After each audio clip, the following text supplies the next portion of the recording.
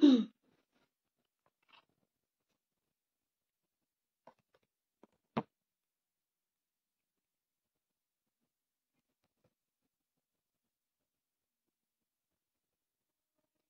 Everyone, clearly audible কিনা আমাকে জানিও।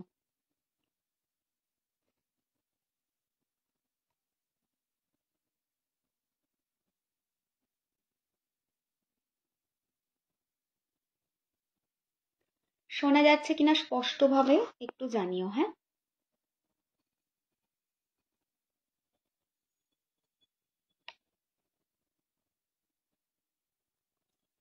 Hello Natasha, good evening. Hello Kabita, all clear? ঠিক আছে,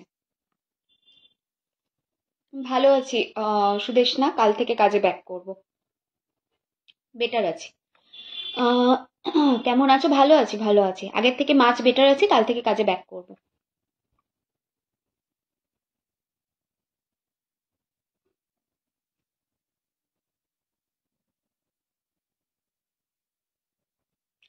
অল ওকে, ফাইন। কেমন আছো? ভালো আছি বাবু, ভালো আছি, সবাইকে বলছি আমি ভালো আছি। ঠিক আছে, ভালো আছি, শরীর ঠিক আছে। কাল থেকে একদম ডেডিকেটেডলি কাজে ব্যাক করা।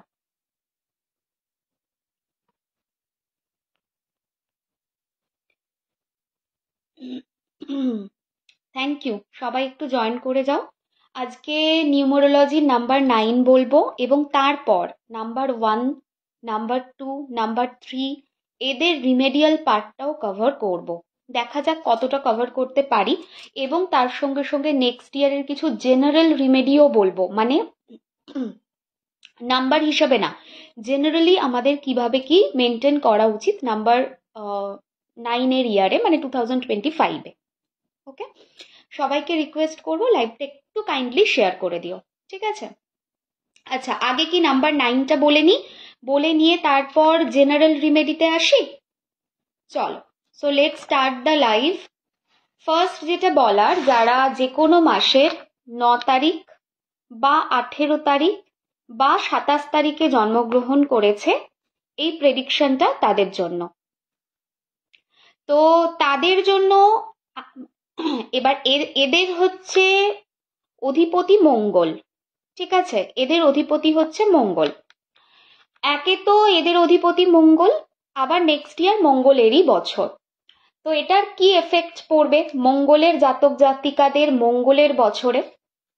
সো ভালো খারাপ দুটো মিলিয়েই রেজাল্ট আছে। প্রথম জিনিস, ভালো যদি বলতে হয়, জবের জায়গায় প্রচুর নতুন অপরচুনিটিস আসবে, ভালো গ্রোথ হবে, ভালো সাকসেস দেখতে পাবে, খুব ভালোভাবে বাম্প করবে, সেই জায়গাটা শো করছে।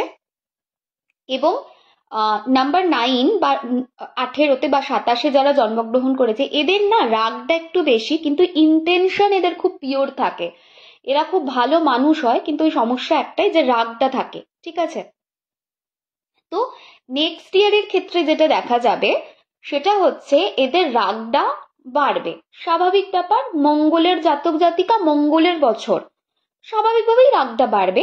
কাজের জায়গাতে রাগের জন্য কোনো মিসবিহেভ যেন না হয়, সেটা তোমাদেরকে মেনটেন করে চলতে হবে। নেক্সট জিনিস কি, নেক্সট জিনিস হচ্ছে বিজনেসে কোনো ইম্পালসিভ ডিসিশন নিয়ে হিউজ ইনভেস্টমেন্ট ঠিক হবে না। বিজনেস ভালো আছে, বিজনেসের জায়গায় গ্রোথ রয়েছে, সাকসেস রয়েছে, but at the same time যেটা দেখতে পাচ্ছি সেটা হচ্ছে বিজনেসে ইম্পালসিভ ডিসিশন নিয়ে প্রচুর ইনভেস্টমেন্ট করে দিলে বিজনেসটা কিন্তু স্টাক হয়ে যেতে পারে বা হোল্ড হতে পারে। তো সেই জায়গায় একটু সাবধানতা। থ্যাংক ইউ সো মাচ চুমকি। এই স্টার্টটা পেলে না রিচটা খুব বাড়ে। পেমেন্ট পাওয়া যায় না, কিন্তু রিচ বাড়ে।